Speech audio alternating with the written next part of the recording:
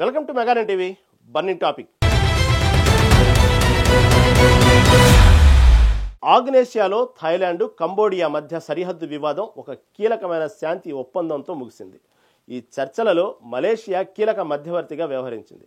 America అధ్యక్షుడు Donald Trump కూడా ఈ శాంతి ప్రక్రియలో తన పాత్ర పోషించారు. ఈ శాంతి చర్చలు ఎలా విజయం సాధించాయి? ఈ భేటీకి మలేషియా ఎలా కేంద్రంగా నిలిచింది? ఈ రెండు దేశాల మధ్య వివాదానికి కారణమేంటి? సరిహద్దు సమస్యలేంటి? ట్రంప్ ఎలా సహకరించారు? Watch the story.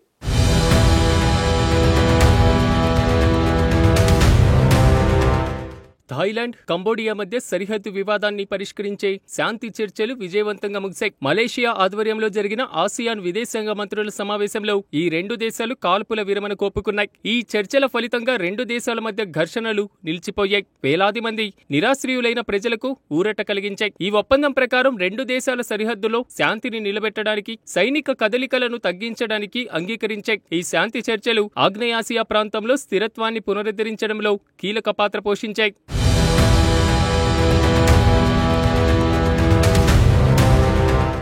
మలేషియా ఈ శాంతి చర్చలలో కేంద్ర బిందువుగా వ్యవహరించింది. ఆసియాన్ సభ్యదేశంగా తన బాధ్యతలు నిర్వహించింది. మలేషియా విదేశాంగ శాఖ మంత్రి Haji Mohamad bin Haji Hasan Thailand, Cambodia సరిహద్దు వివాదంపై ఒక ప్రత్యేక సమావేశాన్ని నిర్వహించారు. ఈ సమావేశంలో ఆసియాన్ సభ్యదేశాలు రెండు దేశాల సంయమనం పాటించాలని, సంప్రదింపుల ద్వారా సమస్యలను పరిష్కరించాలని కోరారు. మలేషియా తన నిష్పక్షపాత దృక్పథంతో ఆసియాన్ మధ్యవర్తిత్వం ద్వారా శాంతి అనేటువంటి సూత్రాన్ని ఉపయోగించి రెండు దేశాలను చర్చల వరకు తీసుకువచ్చింది. ఈ చర్చల సమయంలో రెండు దేశాల కాల్పుల విరమణకు అంగీకరించడం ద్వారా మలేషియా దౌత్యపరమైనటువంటి విజయాన్ని సాధించింది.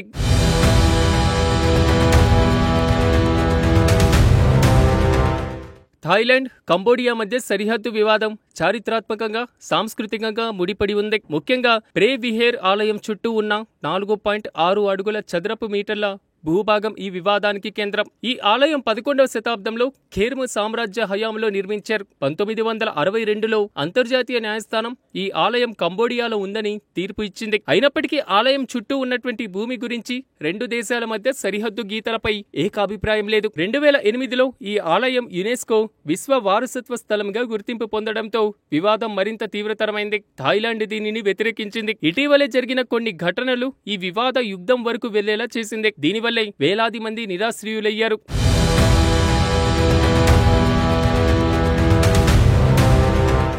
శాంతి చర్చలలో ట్రంప్ పాత్ర ఎంత? అమెరికా అధ్యక్షుడు డొనాల్డ్ ట్రంప్ థాయిలాండ్, కంబోడియా శాంతి చర్చలలో ఆర్థిక ఒత్తిడి ద్వారా కీలక పాత్ర పోషించారు. యుద్ధం ఆపకపోతే భారీ టారిఫ్లను విధిస్తామని రెండు దేశాలను ట్రంప్ తన ట్రూత్ సోషల్ ప్లాట్ఫామ్లో హెచ్చరించారు. ఈ హెచ్చరికలు రెండు దేశాలను శాంతి చర్చలకు రప్పించడంలో సహాయపడిందని ట్రంప్ పేర్కొన్నారు. అమెరికాతో వాణిజ్య సంబంధాలు రెండు దేశాలకు కీలకమైనవి కాబట్టి ఈ హెచ్చరిక ఒక గట్టి సందేశంగా పనిచేసిందన్నారు. ట్రంప్ తన పోస్టులో మరో యుద్ధాన్ని ఆపాను అంటూ పేర్కొంటూ ఈ శాంతి ఒప్పందాన్ని తన దౌత్యపరమైనటువంటి విజయంగా అభివర్ణించారు. కొందరు ఈ చర్యను భారత్, పాకిస్తాన్ వివాదంలో అమెరికా మధ్యవర్తిత్వంతో పోల్చారు. ట్రంప్ ఆర్థిక ఒత్తిడి వ్యూహం శాంతి చర్చలను వేగవంతం చేసిందని భావిస్తున్నారు.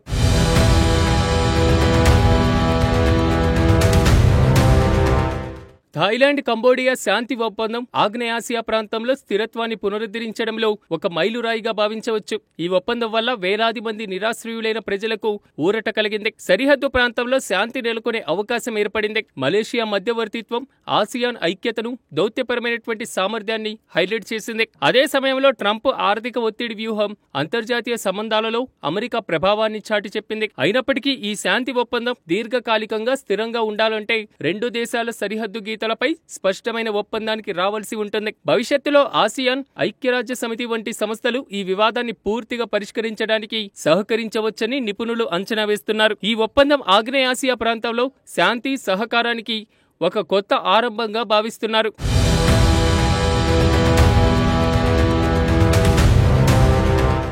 థాయిలాండ్, కంబోడియా శాంతి ఒప్పందం ఆగ్నేసియా ప్రాంతంలో స్థిరత్వాన్ని పునరుద్ధరించడంలో ఒక మైలురాయిగా భావించవచ్చు.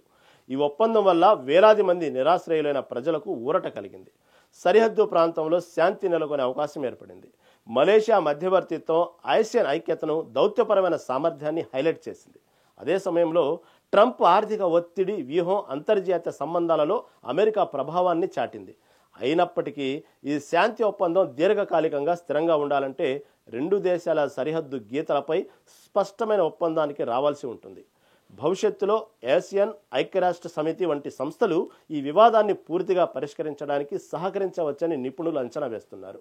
ఈ ఒప్పందం ఆగ్నేసియా ప్రాంతంలో శాంతి సహకారానికి ఒక కొత్త ఆరంభంగా భావిస్తున్నారు.